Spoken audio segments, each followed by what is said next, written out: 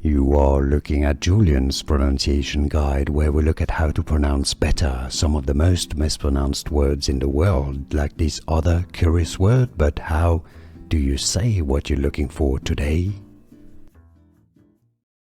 So, what is the meaning of block letters when you're being asked to write in block letters?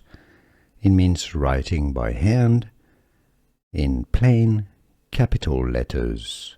So capitalize every letter, just like on your screen. I've written block letters in block letters, yes?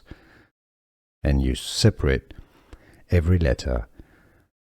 Block capitals is a synonym of block letters. Here are more videos on how to pronounce more confusing words and names too many mispronounced. Like this video if you found it useful. I appreciate your support. I'll see you soon and thanks for watching.